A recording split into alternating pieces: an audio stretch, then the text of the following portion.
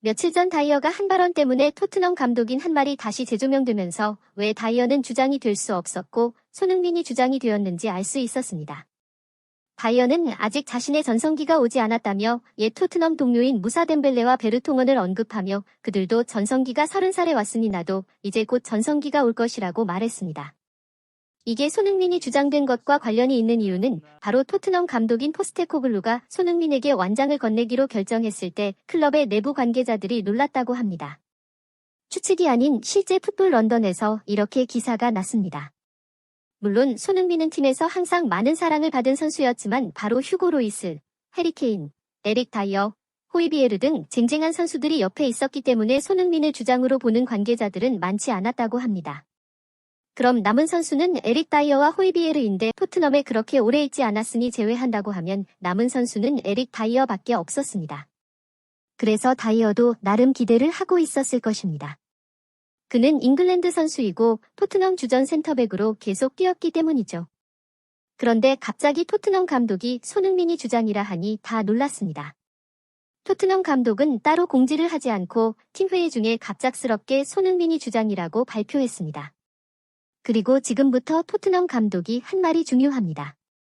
당연히 토트넘 감독은 다이어는 이래서 주장이 될 수 없고 손흥민이 이래서 된다라고 이름을 말하며 말하지는 않았지만 토트넘 감독이 말한 내용을 보면 왜 손흥민이 주장이고 다이어가 주장이 아닌지 알 수 있습니다. 다음은 토트넘 감독이 말한 내용입니다. 리더십은 어디서든 나올 수 있습니다. 리더십은 팀에서 가장 어린 선수들에게서 나올 수 있습니다. 한번 해석해 보겠습니다. 이 말은 누군가는 손흥민이 아시안이라서 잉글랜드 팀의 주장이 될 수 없다고 하지만 토트넘 감독은 리더십은 인종과 나이가 상관이 없다는 뜻입니다. 계속 토트넘 감독의 연설을 보죠. 리더십은 행동에 관한 것입니다. 바로 그것입니다. 당신이 설정한 본보기입니다.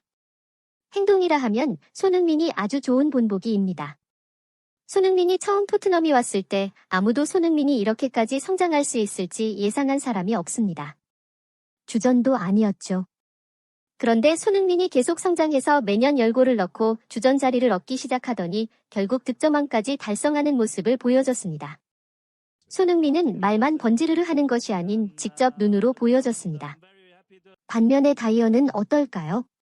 다이어가 라커룸 리더라고 하지만 다이어는 보여준 게 별로 없습니다. 다이어가 보여준 것은 대부분 수비 실책입니다. 그러면 아무리 말을 잘해도 선수들이 따르기 힘들 것입니다. 계속 토트넘 감독의 연설을 들어보겠습니다. 만약 당신이 훈련을 잘하고 게임에서 다른 사람들에게 영감을 주는 무언가를 한다면 그것이 리더십입니다. 그리고 모든 사람들이 그것에 참여하는 것입니다. 정말 손흥민을 지칭하는 말입니다. 손흥민이 훈련을 잘하고 열심히 한다는 것은 누구나 아는 사실입니다. 또한 손흥민은 경기장에서 항상 놀라운 활약 보여줍니다. 그리고 이런 손흥민을 보고 다른 선수들도 손흥민을 잘 따르고 또 다른 선수들도 손흥민과 친합니다. 이렇게 보면 토트넘 감독이 한 말이 모두 손흥민에게 해당하는 말입니다. 그래서 토트넘 감독이 직접적으로 말하지는 않았지만 왜 손흥민이 주장이고 다른 선수들은 주장이 아닌지 알 수 있을 것 같습니다. 포스테코글루는 라커룸이 코칭 스태프의 방해가 없는 선수들의 공간이 되기를 원하고 그 환경이 자신이나 그의 스태프가 아닌 선수단에 의해 이끌어지기를 원합니다. 그는 선수들에게 선수들이 토트넘의 성공 여부를 결정하는 환경을 만들 것이라고 말했습니다.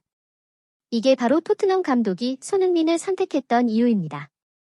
케인처럼 손흥민은 열심히 훈련을 하고 놀라운 활약을 보여주고 팀을 이끌어갑니다.